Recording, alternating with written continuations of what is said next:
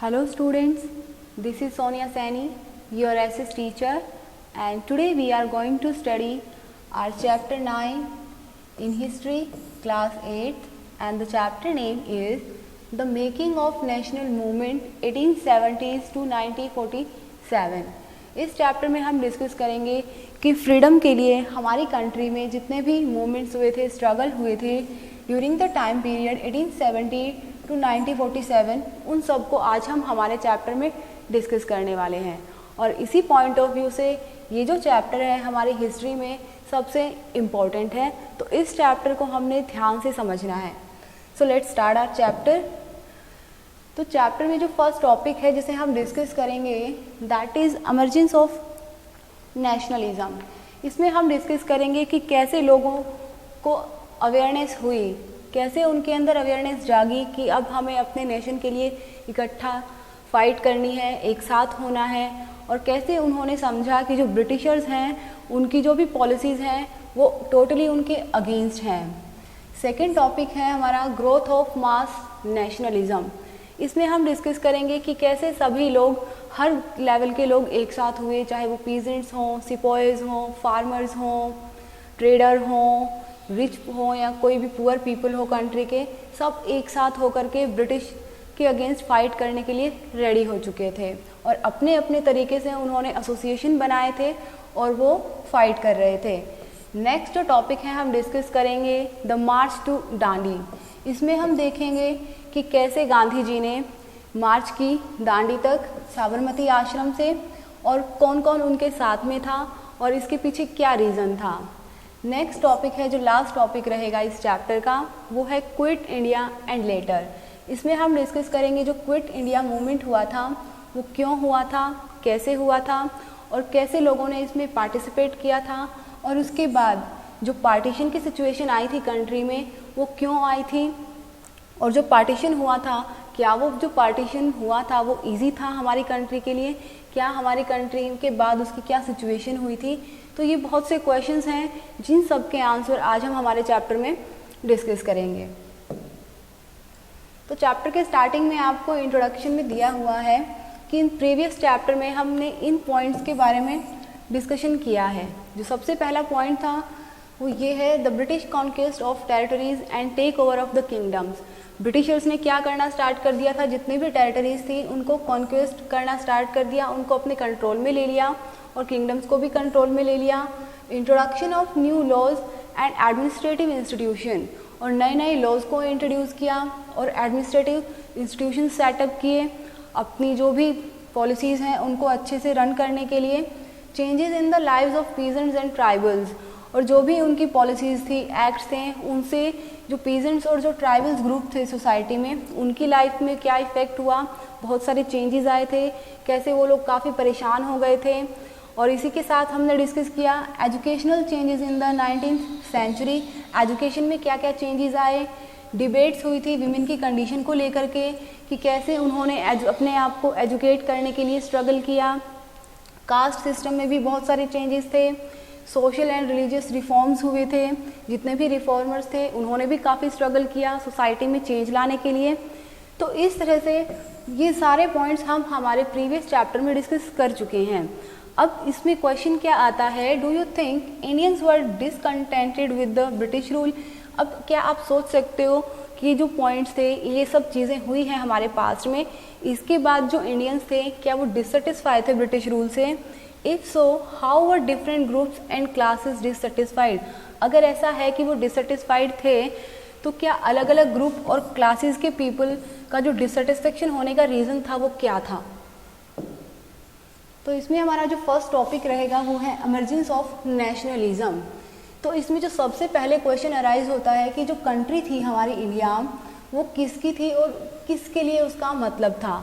तो धीरे धीरे लोगों को इसका आंसर मिलने लगा, और आंसर मिला तब लोगों को समझ में आया कि ये जो कंट्री है इंडिया, ये इंडिया के लोगों की है, और जितनी इंडिया के पीपल मतलब जितनी भी क्लास हैं, किसी भी क्लास से पीपल वो बिलोंग करे, कोई भी कलर का हो, कास्ट, क्रीड, लैंग्वेज, किसी भी जेंडर से हो, ये कंट्री सब लोगों की है जो इंडिया में है, और जो इसके रिसोर्सेज हैं वो भी इन्हीं लोगों के हैं।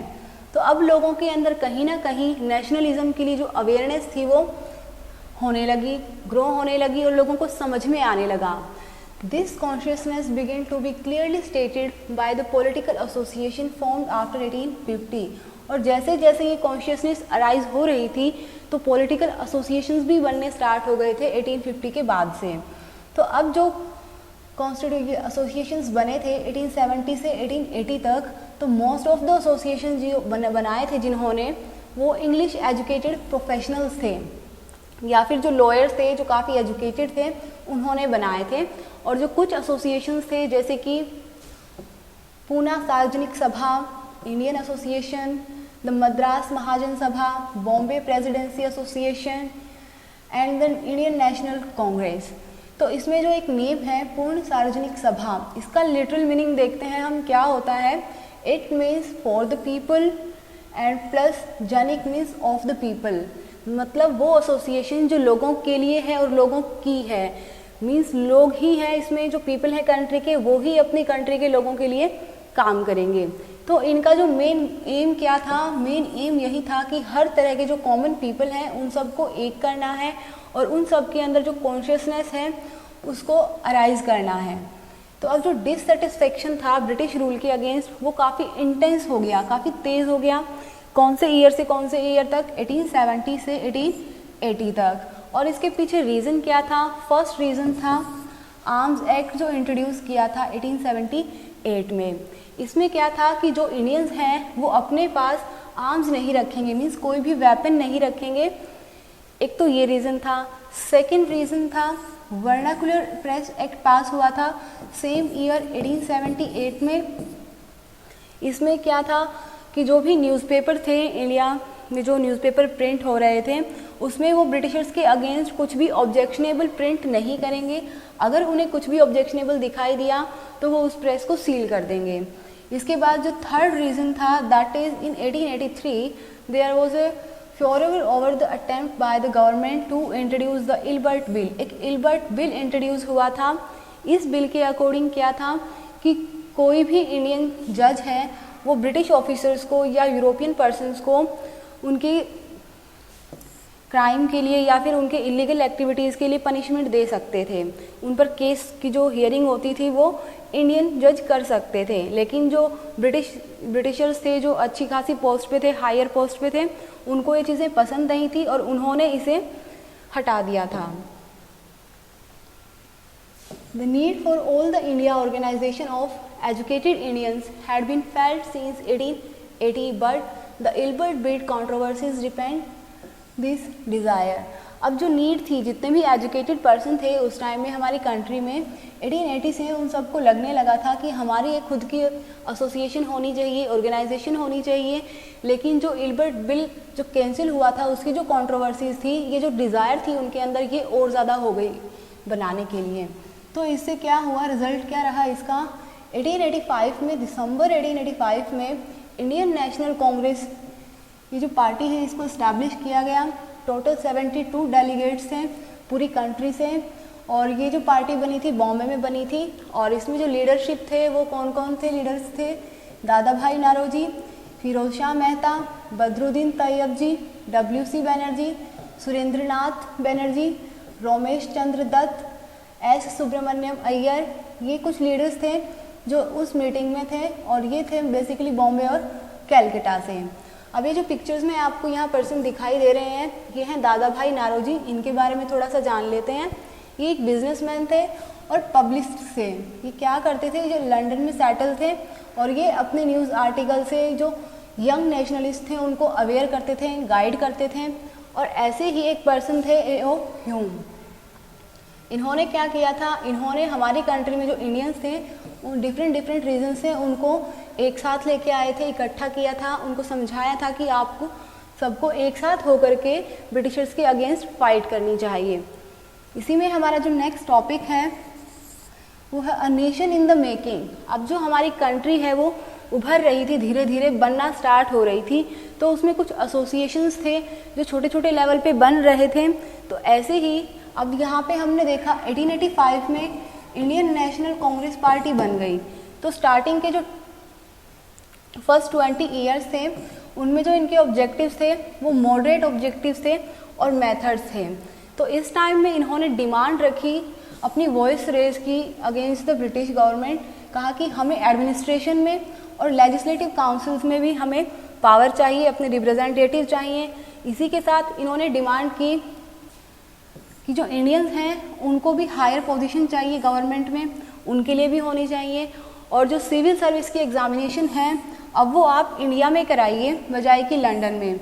अगर इंडिया में होगी तो यहाँ के पीपल उसको ज़्यादा क्वालिफाई कर पाएंगे, उसमें अपीयर हो पाएंगे। और इसका एक रीज़न ये भी था कि जितनी हायर पोस्ट पे वो जो ब्रिटिश ऑफिसर्स थे, हायर पोस्ट पे सैलरी अच्छी थी, तो वो क्या करते थे, they were sending a major part of their large salaries home. वो इंग्लैंड में अपने घरों में उस सैलरी को यहाँ से सेंड कर रहे थे, तो जिससे क्या हो रहा था, यहाँ से जो मनी है हमारे इंडिया से वो ट्रांसफ़र हो रही थी।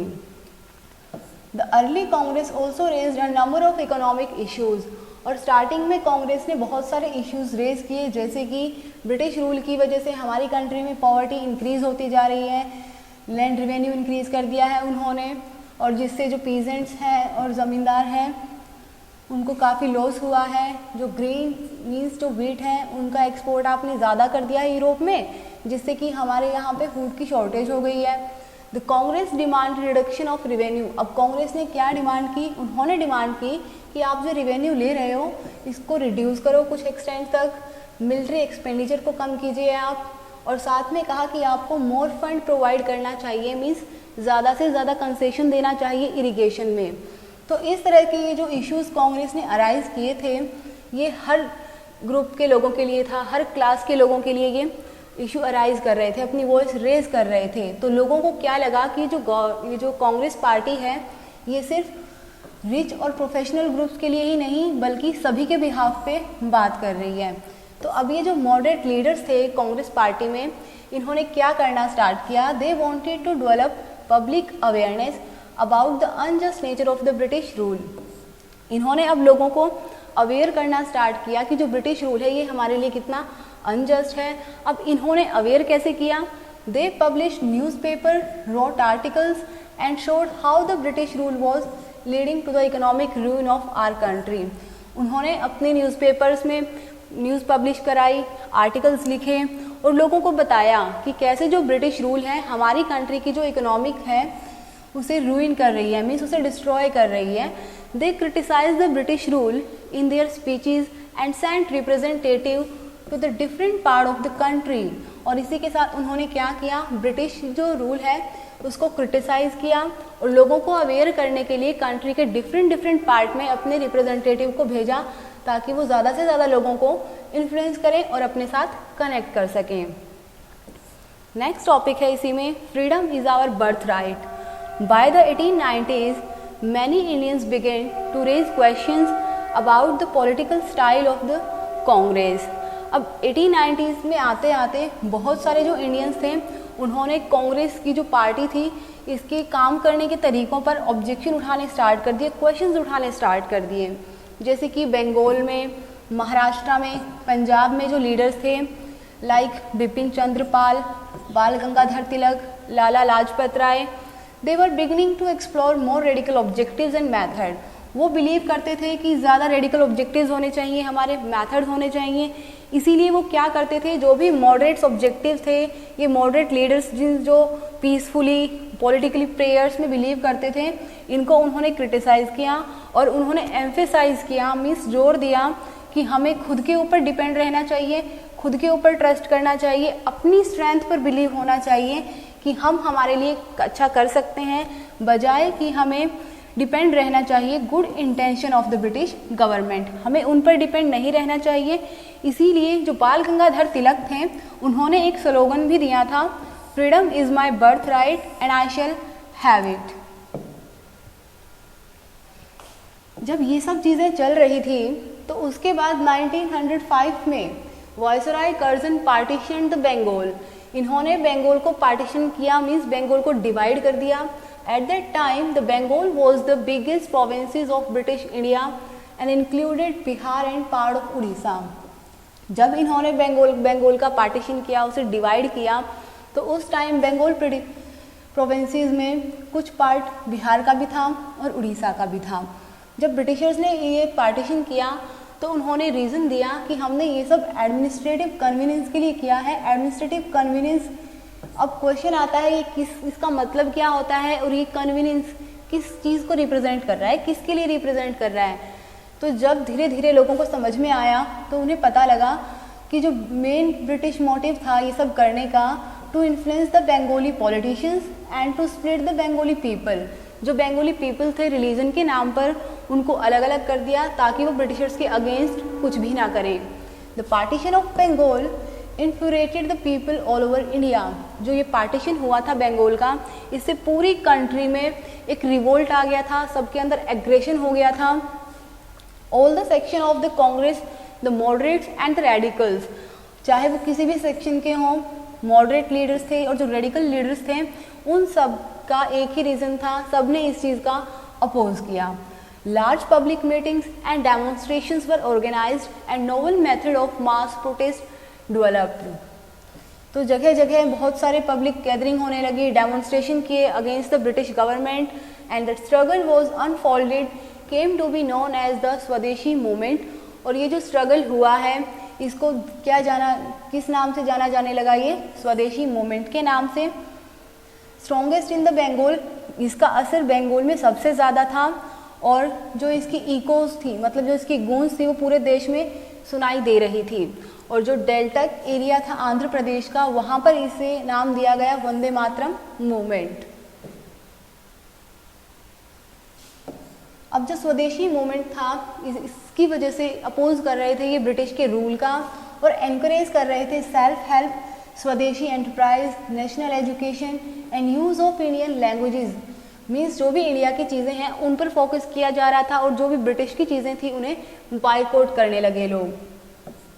Opening the decade of 20th century were marked by the other development as well. जैसे जैसे 20th सेंचुरी स्टार्ट हुई तो दूसरी और डेवलपमेंट होने लगी। A group of Muslim landlords and nawabs form the All India Muslim League at Dhaka in 906। एक group बना मुस्लिम लीग का, कौन से ईयर में बना? 906 में, ढाका में। ये लीग ने किसको सपोर्ट किया? ये जो बंगाल में पार्टीशन हुआ था, इस लीग ने ब्रिटिशर्स का पूरा सपोर्ट किया कि आपने इस चीज़ को बिल्कुल ठीक किया है। It desired separate electorate for the Muslims. इनकी डिज़ायर क्या थी, ये क्या चाहते थे कि जो मुस्लिम हैं उनके स्पेशल से इलेक्ट्रेट एरिया हो, इनकी खुद की गवर्नमेंट हो, और जिसकी वजह से इनकी गवर्नमेंट बनी थी 1909 में। Some seats in the council were now reserve for the Muslim, और जिससे कि अब मुस्लिम्स के लिए भी कुछ सीट्स रिजर्व कर दी गई थी और अब जो वोटर्स थे इनके वो भी मुस्लिम्स थे। तो इस वजह से जो दूसरे पॉलिटिशियंस थे वो भी चाहते थे कि हमें भी इसी तरह से रिलीजियस ग्रुप हम भी अपना सेटअप कर लें। मीनवाइल कांग्रेस स्प्लिट, और इसी दौरान जो कांग्रेस थी वो भी टूट गई, 2 पार्ट्स में डिवाइड हो गई। Moderate were oppose to the use of boycott. अब जो मॉडरेट लीडर्स थे, ये जो भी बायकॉट चल रहा था ब्रिटिशर्स की चीज़ों का, उनकी लैंग्वेज का, वो इसका अपोज कर रहे थे। उनका मानना था कि हम फोर्सफुली कुछ भी नहीं करेंगे, हम बिल्कुल पीसफुल तरीके से अपनी बातें रखेंगे। After the split of Congress came to be dominated by the moderates with Tilak's followers functioning from outside. जब कांग्रेस में स्प्लिट आ गई थी, कांग्रेस स्प्लिट हो गई थी, तो जो मॉडरेट लीडर्स थे, जो तिलक वहाँ से चले गए थे, तो जो उनके फॉलोअर्स थे वो बाहर से उस पार्टी के लिए काम कर रहे थे। 2 ग्रुप्स रीयूनाइटेड इन दिसंबर 1915। और ये जो दोनों ग्रुप थे, कांग्रेस पार्टी के मॉडरेट्स और रेडिकल्स, ये कब एक साथ आए? दिसंबर 1915 में। Next year the Congress and Muslim League signed the historic Lucknow pact, और उससे नेक्स्ट ईयर ही इन्होंने जो मुस्लिम लीग का जो हिस्टोरिक पैक्ट था लखनऊ में उसे साइन किया। अब डिस्कस करेंगे हम हमारा next topic, the growth of mass nationalism. जो मास नेशनलिज्म था उसमें ग्रोथ कैसे हुई, उसका क्या रीज़न था? After 1990 the struggle against British rule gradually became a mass movement. तो 1919 में जो स्ट्रगल हुआ था ब्रिटिशर्स के अगेंस्ट, ये एक मास मूवमेंट में बनता जा रहा था, जिसमें कौन कौन पीपल इन्वॉल्व थे? Peasants, tribals, students, women, large number of and occasionally factory workers. Means her group के, हर क्लास के पीपल ने इसमें पार्टिसिपेट किया। Certain business group too began to actively support the Congress in 1920s. और कुछ business groups भी थे, उन्होंने भी कांग्रेस को सपोर्ट करना स्टार्ट कर दिया था. Why was this so? ऐसा क्यों था कि हर ग्रुप के लोग ब्रिटिशर्स के अगेंस्ट हो गए थे? इनफैक्ट जो बिजनेस ग्रुप्स थे वो भी उनके अगेंस्ट हो गए थे. तो इसका आंसर हमें इसमें मिलेगा.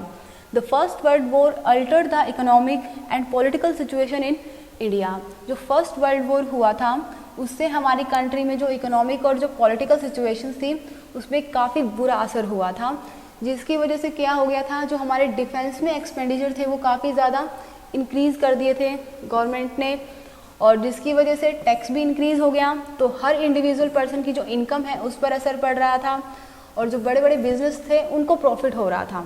Increase military expenditure and the demand for war supplies lead to sharp rise in the prices. जिसकी वजह से क्या हुआ, एकदम से शार्प राइज हो गया प्राइस में, चीज़ें काफ़ी कॉस्टली हो गई. तो जो कॉमन पीपल थे उनके ऊपर बर्डन आ गया, उनकी लाइफ में बहुत सारी डिफ़िकल्टीज आ गई. The war also led by the British to expand their army. Villages were pressurized to supply the soldier for an alien cause. तो अब इसी के साथ दूसरी चीज़ ब्रिटिशर्स क्या कर रहे थे, उस फर्स्ट वर्ल्ड वॉर में जब उन्हें सिपॉइज चाहिए थे, अपनी आर्मी के लिए पर्सन चाहिए थे, तो विलेजर्स को फोर्सफुली उसमें ज्वाइनिंग करा रहे थे और उन्हें फाइट उस बैटल के लिए दूसरी कंट्री में भेज रहे थे. They were sending them abroad. Many return after the war with an understanding of the ways in which imperialist powers were exploiting the people of Asia and Africa with a desire to oppose colonial rule in India.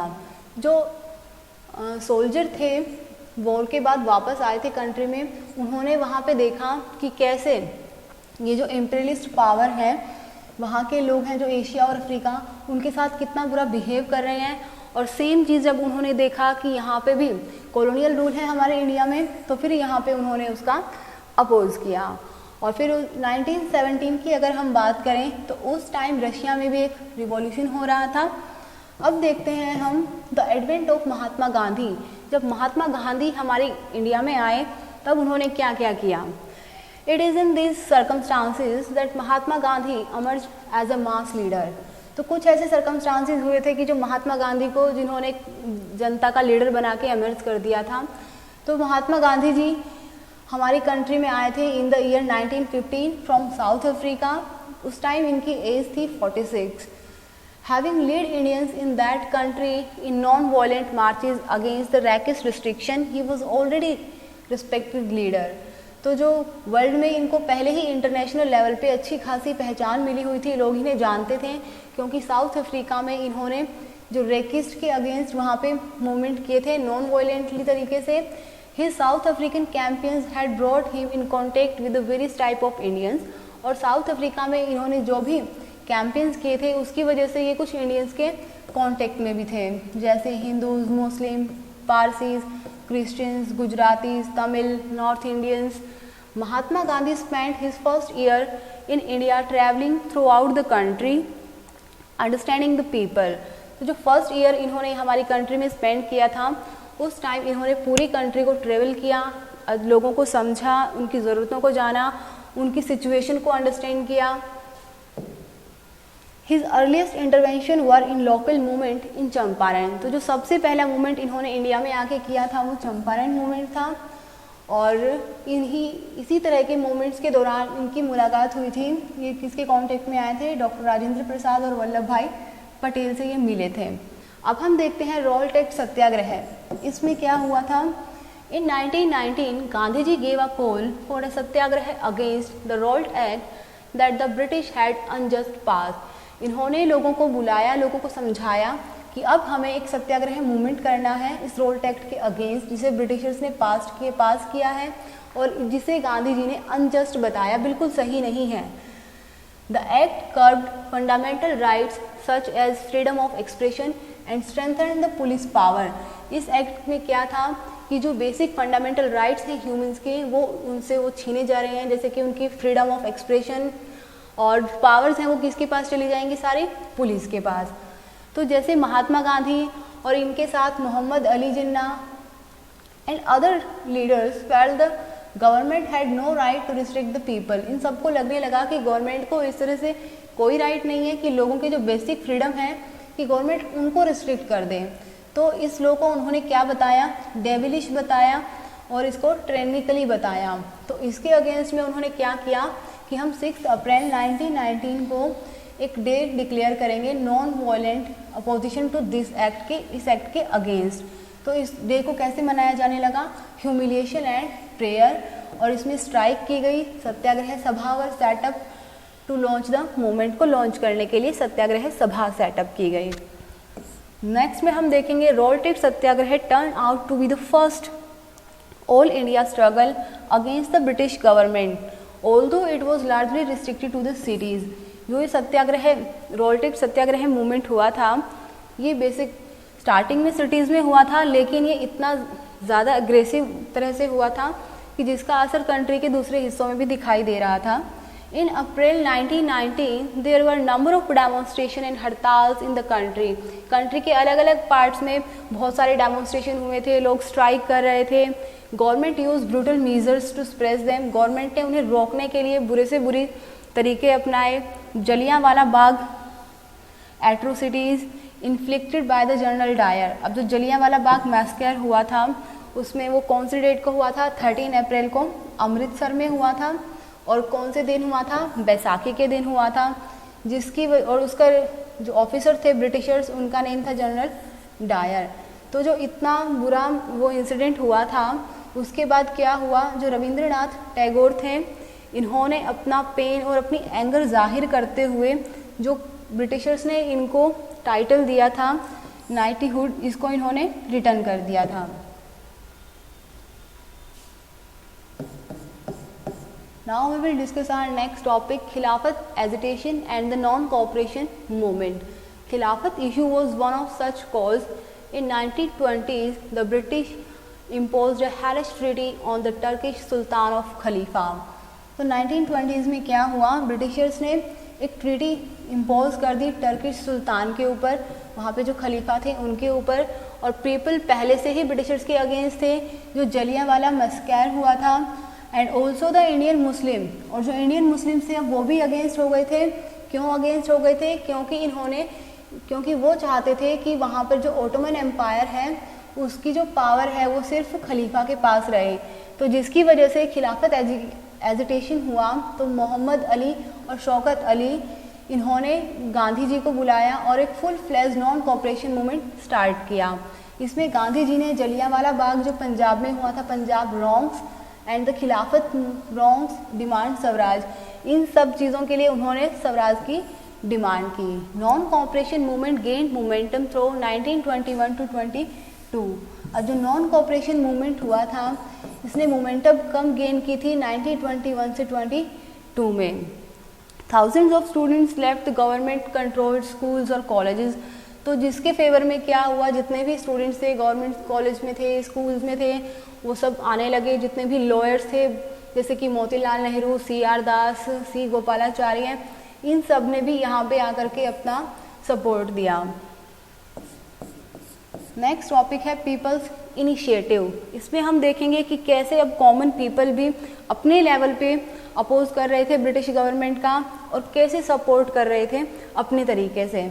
In many cases people resisted British rule non violently. अब वो non violent तरीके से British जो rule था, जो government थी, उनके against उनको रेसिस्ट कर रहे थे। In other different classes and groups interpreting the Gandhi ji call in their own manner. तो अलग अलग जो ग्रुप थे, क्लास थे, वो गांधी जी के जो भी उन्होंने बताया था कि हमें ऐसे फाइट करनी है, उसको अपने तरीके से ले रहे थे। Protested in their ways were not in accordance with his ideas. अपने अकॉर्डिंग प्रोटेस्ट कर रहे थे, गांधी जी के अकॉर्डिंग नहीं कर रहे थे। तो देखते हैं कैसे कर रहे थे। In Kheda Gujarat and Patidar peasants organized non violent campaign against the high land revenue demand of the British. Britishers ने जो उनसे ज़्यादा रेवेन्यू डिमांड किया था, उसके अगेंस्ट उन्होंने एक नॉन वॉयलेंट कैंपेन किया। और आंध्रा और इंटीरियर तमिलनाडु, इस रीजन में जो कोस्टल एरियाज थे, वहाँ पे जो लीकर शॉप्स थी उन्हें पिकेटेड किया गया। In the Guntur district of Andhra Pradesh, tribals और जो पुअर पीजेंट्स थे उन्होंने क्या किया, फॉरेस्ट सत्याग्रह किया। फॉरेस्ट सत्याग्रह कैसे किया उन्होंने, जो इनकी कैटल्स थी इनको फॉरेस्ट में इन्होंने ग्रेजिंग के लिए सेंड कर दिया विदाउट पेइंग एनी फी। और ये सब क्यों कर रहे थे, इन्हें लग रहा था कि अब बहुत जल्द जो गांधी जी हैं वो इनके टैक्स रिड्यूस करा देंगे और बहुत जल्द यहाँ पे जो गांधी राज है वो एस्टैब्लिश हो जाएगा। तो ऐसे ही अलग अलग रीजन में एक्टिविटीज़ हो रही थी, जैसे जो सिंध अब करंटली पाकिस्तान में है, वहाँ पे जो मुस्लिम ट्रेडर्स और जो पेजेंट्स थे वो भी काफ़ी ज़्यादा एंथुजियास्टिक थे गांधी जी के नॉन कोऑपरेशन मूवमेंट को लेकर के, इन्होंने भी अपनी तरीके से अपना सपोर्ट दिया। ऐसे ही पंजाब में Akali education of the Sikh sought to the remove corrupt mahants. अब वो क्या चाहते थे कि जो भी करप्ट महंत हैं जो गुरुद्वारे में अच्छी पोजीशन पे हैं उनको वहाँ से हटाया जाए, क्योंकि वो ब्रिटिश गवर्नमेंट को सपोर्ट करते हैं। तो ऐसे ही असम में क्या हुआ, वो वैष्णव्स के सॉन्ग्स सुनने लगे उस टाइम में और गांधी जी को मानने लगे और गांधी जी को क्या कहते थे कि अब यहाँ पे बहुत जल्द गांधी राज आ जाएगा। तो ये सब चीज़ें क्या शो करती हैं कि कहीं ना कहीं अब लोगों के अंदर गांधी जी को लेकर के एक रिस्पेक्ट की भावना जाग चुकी थी, वो उन्हें बहुत ही अपना लीडर मान बैठे थे। द पीपल्स महात्मा, अब इसमें हम यही डिस्कस करेंगे कि लोगों ने कैसे गांधी जी को अपना आइडियल मान लिया था और उनकी हर बात को मानने के लिए वो रेडी हो गए थे। We can see from the above that sometimes people thought of Gandhi ji as a kind of मसीहा।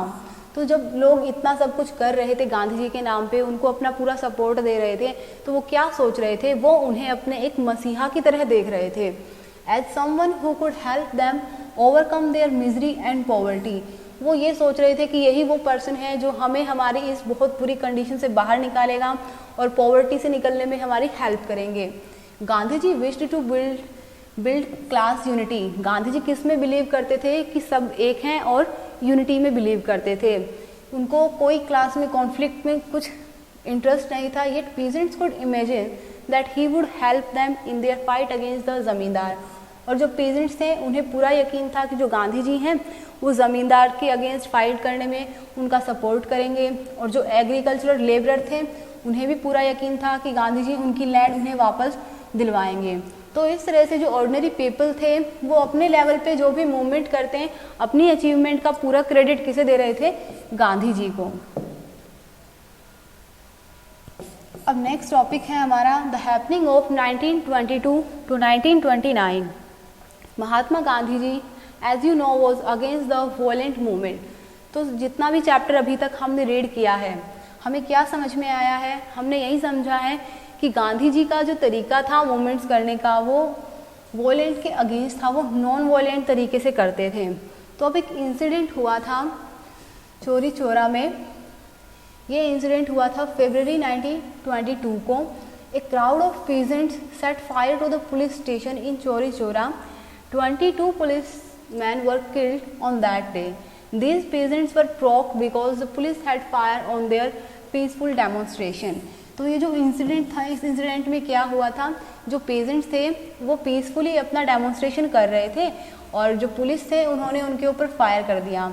तो जिससे नाराज़ होकर एग्रेशन में आकर उन्होंने क्या कर दिया, वो जो पुलिस स्टेशन था उसमें पूरी तरह से उसको जला दिया। तो जिसमें जो 22 पुलिसमैन थे उनकी डेथ हो गई। तो अब इससे नाराज़ होकर के गांधी जी ने क्या किया, जो नॉन कोऑपरेशन मूवमेंट था उसे स्टॉप कर दिया, वहीं ख़त्म कर दिया, उसे रोक दिया। और जो फॉलोअर्स थे कांग्रेस के उन्होंने सपोर्ट किया, उनको स्ट्रेस किया कि अब हमें रूरल एरियाज़ में कुछ कंस्ट्रक्टिव वर्क करना चाहिए।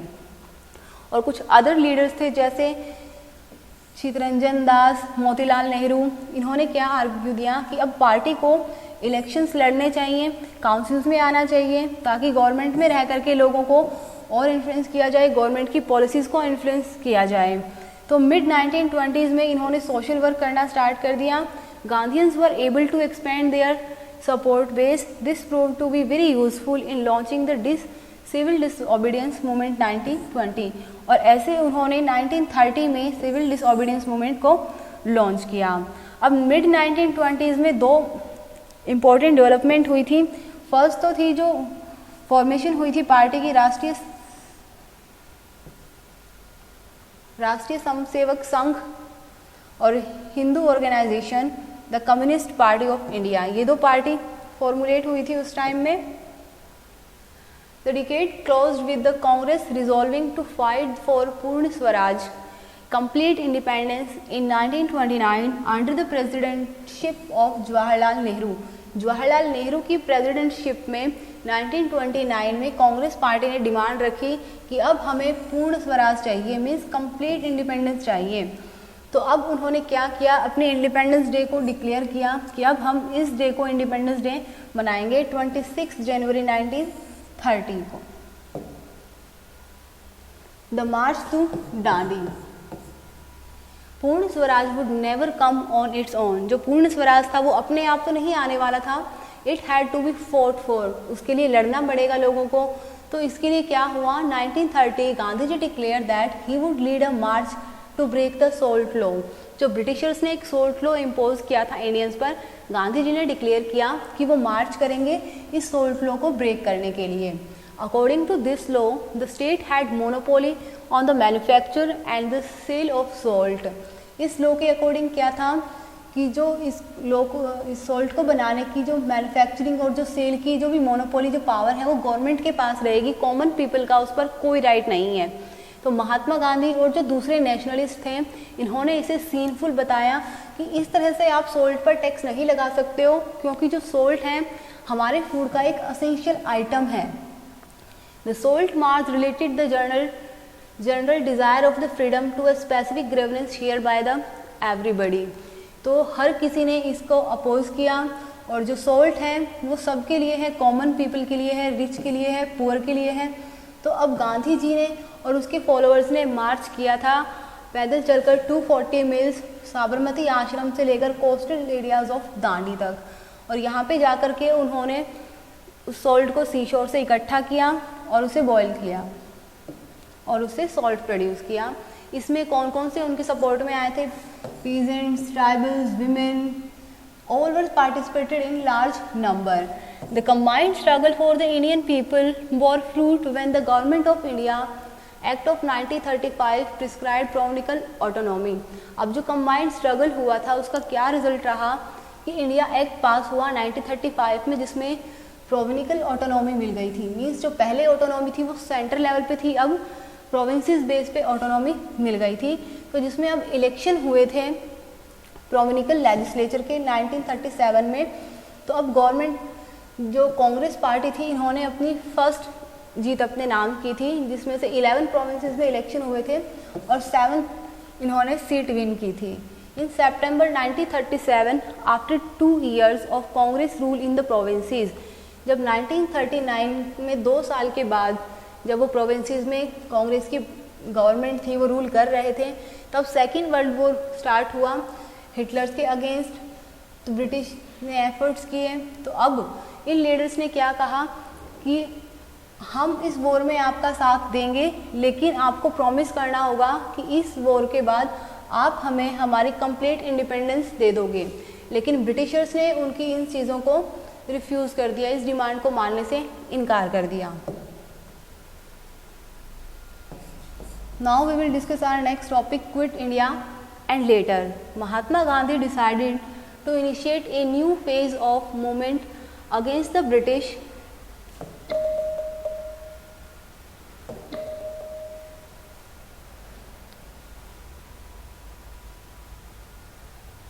In the middle of the Second World War, अब महात्मा गांधी ने डिसाइड किया कि अब ये जो सेकेंड वर्ल्ड वॉर हो चुका है इसके अगेंस्ट अब एक नया फेज स्टार्ट करना चाहिए, हमें ब्रिटिश गवर्नमेंट का फुली अपोज करना चाहिए। और उन्हें इमीडिएटली बोल दिया कि अब आप भारत छोड़ो। उन्होंने लोगों को कहा कि यू हैव टू डू और die in your all effort to fight the British. अब आपको ब्रिटिशर से फाइट करनी है, आपको जो करना है कीजिए। Gandhi ji and other leader were jailed at once, और जिसमें गांधी जी और जो दूसरे लीडर्स थे उनको जेल में डाल दिया गया, और जिसकी वजह से काफ़ी जो पेजेंट्स थे, जो यूथ था, वो सब इकट्ठे हो गए और उन्होंने अपने अपने तरीक़ों से रिवोल्ट किए, मूवमेंट किए, ब्रिटिश गवर्नमेंट का अपोज किया। तो जो ब्रिटिश गवर्नमेंट थे उन्होंने क्या किया, उन्होंने भी 1943 में 90,000 पीपल को अरेस्ट कर लिया, 1000 पीपल को किल कर दिया। तो इस तरह से उन्होंने भी उन लोगों को रोकने के लिए अपनी पूरी कोशिश की। towards the independence and partition.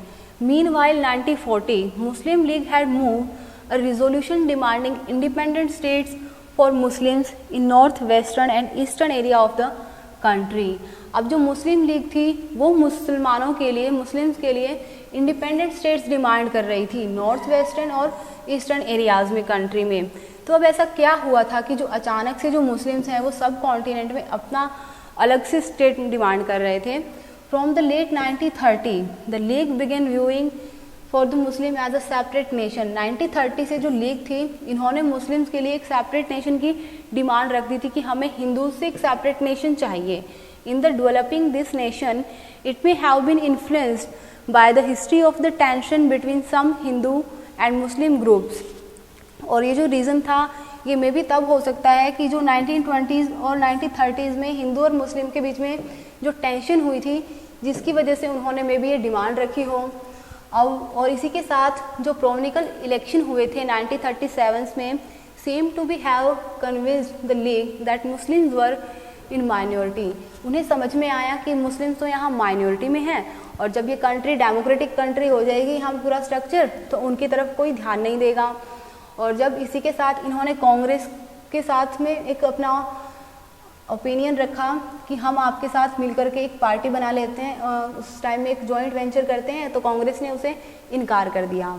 The Congress failure to mobilize the Muslim masses in 1930s allowed the league to widen its social support. और उस टाइम पे कांग्रेस फेल हो गई थी कि जो मुस्लिम्स हैं उनको अपने सपोर्ट में लेके आए, तो जिसका बेनिफिट किसने उठाया? लीग ने उठाया। उन्होंने लोगों को अपने साथ मिला लिया और जब कांग्रेस के कुछ लीडर्स जेल में गए हुए थे तब उन्होंने सभी जो मुस्लिम्स थे उनको अपने सपोर्ट में ले लिया। Elections to the provinces were again held in 1946। 1946 में फिर से इलेक्शन हुए, कांग्रेस ने बहुत अच्छा किया। जो जनरल कॉन्स्टिट्यूएंसीज थी वहाँ पे उनकी सीट्स थी, लेकिन league successes in the seats reserve for the Muslims, जो मुस्लिम के लिए रिजर्व सीट्स थी वहाँ पे लीग को काफ़ी अच्छी सक्सेस मिली। It persisted with its demand for Pakistan, और उन्होंने फिर से अपनी डिमांड रखी कि हमें हमारा सेपरेट पाकिस्तान चाहिए। इन मार्च 1946 एक ब्रिटिशर्स की कैबिनेट मीटिंग बैठी जिसमें 3 मेंबर्स थे, उनको एग्जामिन करने के लिए बुलाया। उन्होंने दोनों को अच्छे से समझाया कि इसमें किसी का बेनिफिट नहीं है, आपको इस तरह से डिमांड नहीं रखनी चाहिए। लेकिन पार्टीशन बिकेम नाउ, और वो पार्टीशन हुआ after the mission failure of cabinet. Muslims league भी नहीं माने, तो जिसकी वजह से वो जो कैबिनेट की मिशन था, वो जो मीटिंग थी वो फेल हो गई। और उसके अपोज में फिर भी उन्होंने क्या डिमांड रखी कि हमें पाकिस्तान चाहिए। 16 अगस्त 1947 as the direct action day. उस दिन क्या हुआ था, बहुत सारे रायोट्स हुए थे कैलकाटा में, जिसकी वजह से बहुत ज़्यादा वॉयलेंस हो गया था। By the March 1947 violence spread to the different part of the northern India, और इंडिया के जो भी नॉर्दर्न एरियाज थे वहाँ पर डिफरेंट पार्ट्स में कंट्री में वॉयलेंस स्प्रेड हो चुका था। Many 100,000 people were killed and numerous women had to face untold brutalities during the partition. तो ये जो पार्टीशन हुआ था इससे उस टाइम हमारी कंट्री में बहुत बुरी कंडीशन हो गई थी, बहुत सारे लोगों की डेथ हो गई थी, बहुत सारे लोगों को अपना घर छोड़कर दूसरी जगह जाना पड़ रहा था, रिफ्यूजीज़ की तरह उन्हें अपनी लाइफ स्पेंड करनी पड़ रही थी। तो ये जो पार्टीशन था ये कहीं ना कहीं सही नहीं था, और जिसके लिए अब सबके सामने एक नया चैलेंज आ गया था। तो स्टूडेंट्स, ये था हमारा चैप्टर हिस्ट्री में। आई होप आपको समझ में आया होगा। फिर भी आपको कोई डाउट है तो आप मुझसे